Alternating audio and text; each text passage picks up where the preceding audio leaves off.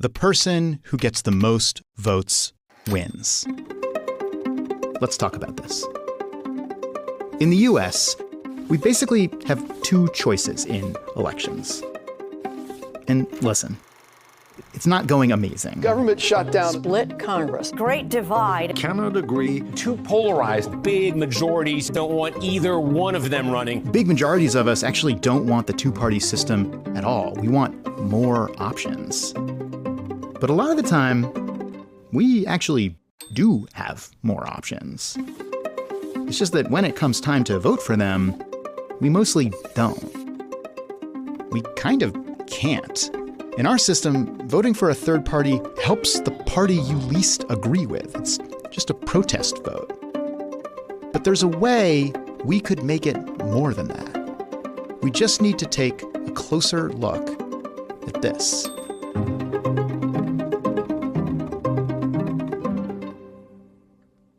New England, the northeastern region of the US. About 15 million people live here. These 6 states send 21 representatives to Congress. And in the 2022 congressional elections, 36% of voters here voted for Republicans. But none of this region's 21 representatives are Republicans.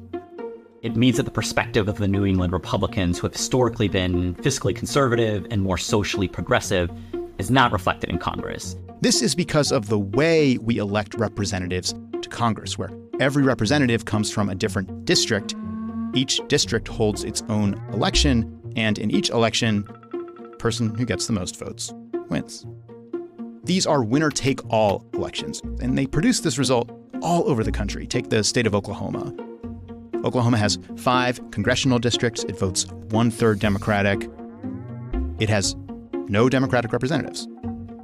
And before we start blaming gerrymandering for this, in other words, the shape of these districts, in Massachusetts, which I admit does look kind of gerrymandered, a group of independent mapmakers looked at this situation, and they tried to draw new district maps that would give Republicans some representation here. But they found that though there are more ways of building a districting plan than particles in the galaxy, every single one would produce a 9-0 Democratic delegation. And now imagine if in every single House race, there was also a really popular third party getting 25% of the vote in every district in the country. That party would earn 0 seats in Congress. If you ask yourself, why haven't you voted for a third party? Most of the time is, well, they don't really have a chance. Our system, by its very nature, precludes political competition. But most democracies don't actually work this way. In 2021, a German center-right party called the Free Democratic Party won about 90 seats in Germany's parliament. German federal elections have about 300 constituencies that work sort of like America's districts, with each one electing a single representative. And out of every one of those races, the Free Democratic Party did not win a single one.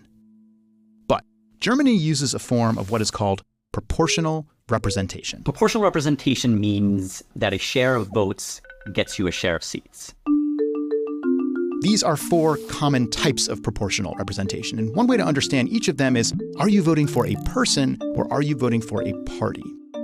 So at one end of that spectrum, in a closed list system, like they use in Spain, for example, you might not even vote for a candidate. You just vote for a party. Each party wins some percentage of the vote, and those percentages each translate into a certain number of seats.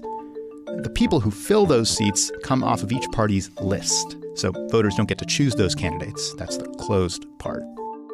But there are also open list systems, which are maybe the most common, used in places like Finland, Belgium, Denmark.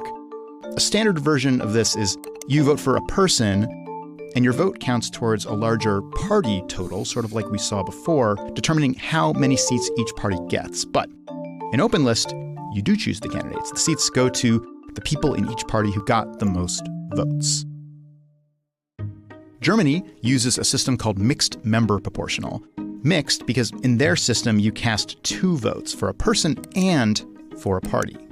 Each district elects one person, and those people fill some of the seats in parliament. But the rest of the seats are filled by looking at the party vote. and then doling the remaining seats out to the parties until the end product is proportional to the party vote.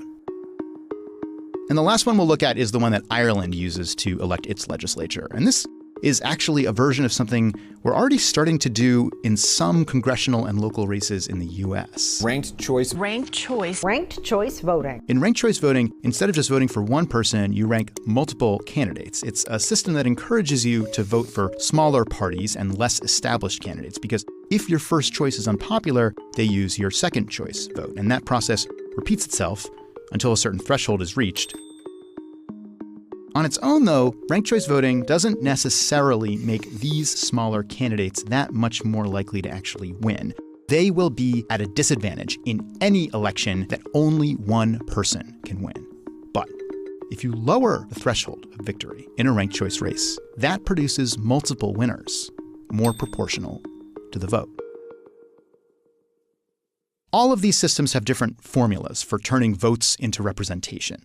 What they have in common is they all distribute power proportionally, instead of just relying on this. Now, you'll notice we spent the last few minutes talking about Congress and Parliament's legislatures. Presidential elections can definitely be made more fair. That is another video. But they will always, by definition, be single-winner elections, most likely to be won by the more established parties. But if Congress is more representative and less polarized, it could change the whole partisan dynamic around the presidency. Right now, if the president wants to pass a law, he or she, with rare exceptions, needs both Democrats and Republican Party support. But if there were 3 or 4 or 5 parties in Congress, that would open up far more coalitional possibilities and combinations to pass laws. The key to making this happen will be taking these single-winner elections that we use to elect Congress and replacing them with multi-winner elections that pick, say, 3 to 5 people to represent a district. For example, Oklahoma, now 5 congressional districts, could act as a single district, holding an election that 5 people can win. It would still mostly be represented by Republicans, just not exclusively. Another option is that we could keep many of our current districts and just make Congress bigger, so use each district to elect more representatives. But okay, how do we actually do any of this? Federal law currently says that no congressional district can elect more than one representative. So to make Congress more representative, that is what we'll need to change. But that change needs to be made by Congress. When the country is struggling to even agree on small things, it can feel really unthinkable. But then there are plenty of indicators that being a member of Congress is pretty miserable these days. Changing the system would let members focus on the reasons they ran for Congress in the first place, serving their community, making sure they get things done. But there are other ways to change things too. The states each choose how their own state legislatures get elected. Cities choose how their city councils get elected, and the hurdles to changing those are much, much lower. The more experiments we can try, the more different forms of proportional representation we can implement in the United States, I think the better ultimately our democracy will be. This rule feels really simple, but that simplicity, it hides a lot of problems. We're one of the oldest, if not the oldest democracy in the world, right? All these different other democracies, most of the world's democracies, are using a system that's better. We just need to update our system.